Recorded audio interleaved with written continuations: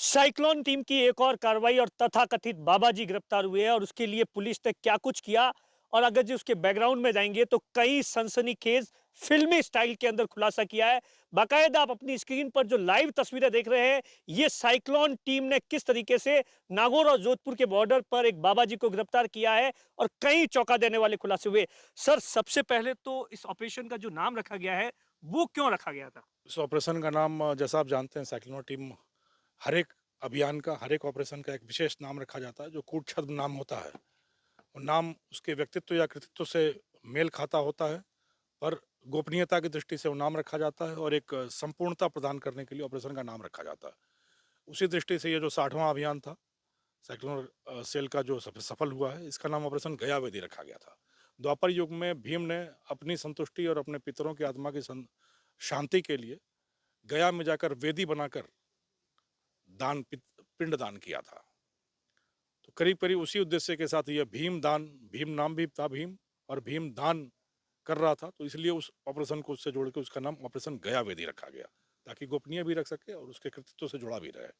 यह बहुत ही दिलचस्प, रोचक और रोमांचक कहानी है कि किस तरीके से एक व्यक्ति प्रतिशोध, जिसके दिल में प्रतिशोध की आग जलती है और वो प्रतिशोध की आग धीरे धीरे उसके पूरे जीवन को लील लेती है, उसके पूरे भविष्य को लील लेती है। पिता की मृत्यु का बदला लेने के लिए एक व्यक्ति हथियार बनाना सीखता है और उससे बदला कमाना चाहता है। बदला कमाया या नहीं ये तो पता नहीं, पर हथियार बेचकर, अनगिनत हथियार बेचकर ढेर सारे पैसे कमाए।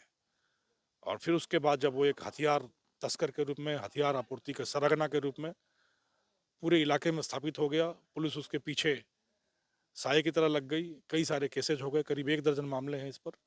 तो उसने बिल्कुल ट्विस्ट लेते हुए, यू टर्न लेते हुए अघोरपंथी का सहारा लिया। अघोरी बना, तांत्रिक बना, तंत्र मंत्र और जादू टोने का सहारा लेकर अपने जीवन में शांति लाने के नाम पर, दूसरों के जीवन के नाम में शांति लाने के जगह पे उनको बेवकूफ़ बनाना उसने शुरू किया। तांत्रिक बना, जीवन में शांति की तलाश की, खुद शांति नहीं मिली, दूसरे के जीवन में शांति स्थापित करने के लिए उनके जीवन में नुकसान करना शुरू किया। और डॉक्टर जेकाइल मिस्टर हाइड की तरह उसने एक नया रूप, एक सफ़ेद पोष का रूप समाज में लिया, एक प्रतिष्ठा हासिल की, सम्मान हासिल किया, लोगों का विश्वास हासिल किया और एक तांत्रिक के रूप में पुनः अपने को इलाके में स्थापित करके अपनी पुरानी जीवन को धत्ता देते हुए एक नई जिंदगी की शुरुआत कर ली और नया जीवन जीने लगा। यह व्यक्ति करीब पिछले 5 सालों से, आखिरी मुकदमा इस पे 5 साल पहले जैसलमेर के रामदेवड़ा इलाके में हथियारों के बल पर बड़ी डकैती का मामला हुआ था। उस मामले में पिछले 5 साल से फरार था ये। फरारी के दौरान ये नासिक के मर्म पर्वत इलाके में गया। वहाँ एक तथाकथित बाबाजी से इसने दीक्षा ली और तंत्र मंत्र सीखता हुआ वहाँ से फिर वो बिल्कुल वहां साधु कितना रूप टाइम में, सर स्पेंड किया इसने? करीब करीब इसने 2.5 साल वहाँ पे 2.5 बिताया। साल 2.5 साल वहाँ पर गुप्त रूप से रहा। वहाँ सीखा भी, वहाँ उसने प्रैक्टिस भी किया, वहाँ सभी सारे इस तरह के तत्वों के संपर्क में आया और उसके बाद ये नया गोरख धंधा तांत्रिक का शुरू करते हुए बिल्कुल नए वेशभूषा में, एक अघोरी के रूप में, एक तांत्रिक के रूप में, दाढ़ी बढ़ाकर, बाल बढ़ाकर, नए पहचान नहीं हो, पहचान छुपाकर, नई पहचान बनाकर, जो कल तक भीमदान था वो एक नए रूप में, नए अवतार में भैरवगिरी बाबा बनकर समाज में आया। कल तक वो लोगों के हाथों में हथियार थमाता था, आज लोगों के हाथों में वो यंत्र और छोटे छोटे टोटके थमाने लगा। उद्देश्य दोनों एक था। जब किसी के हाथों में हथियार थमाता था तो उस हथियार से माध्यम से वो अपराध करते थे, और आज जब वो ये छोटे छोटे यंत्र थमाता था तो लोगों के जीवन में बेवकूफ़ी का एक नया यंत्र बनाता था, लोगों को बेवकूफ़ बना रहा था। धंधा वही था, पैसे कमाना, अपना सम्मान स्थापित करना, पर तरीके बदल गए। जब तांत्रिक बनकर यह आ गया, पिछले करीब 6 महीने से यह साइक्लोन टीम के रडार पे आया कि भीमदान गायब है। आप आश्चर्य करेंगे, इसका परिवार देशनोक मंदिर के पुजारी श्रृंखला में है और इनका जीवन यापन परिवार का उसी माध्यम से चलता है।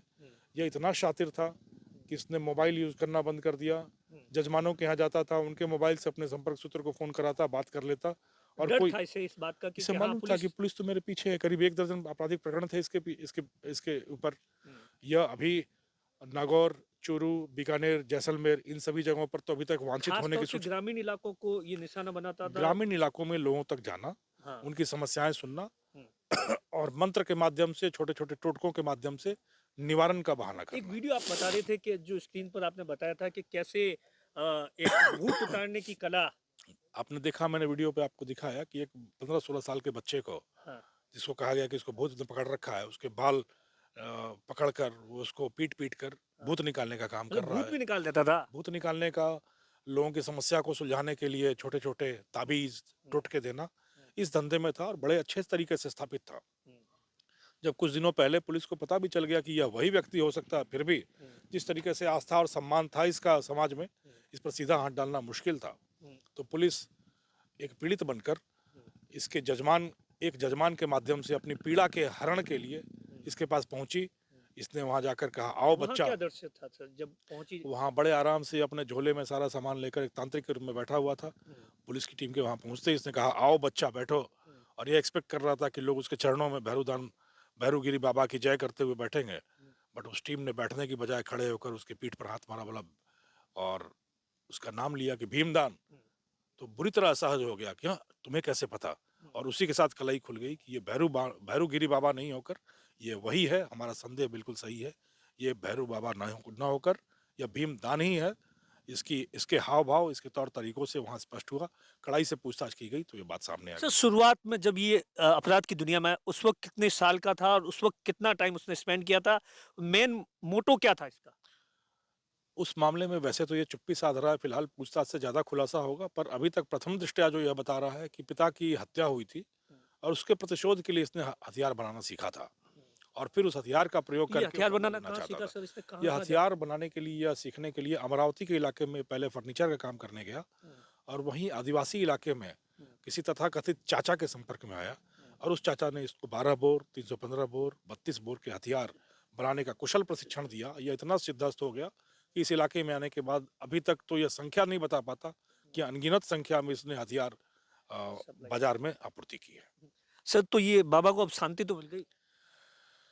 बाबा जिस शांति की तलाश में थे वो शांति वहां तो मिली नहीं। अब शायद जेल की सलाखें उनको शांति दे पाई और उनकी गिरफ्तारी से समाज जो इनसे पीड़ित रहा या इनसे धोखा खाता रहा, अब उस समाज को भी शांति मिलेगी।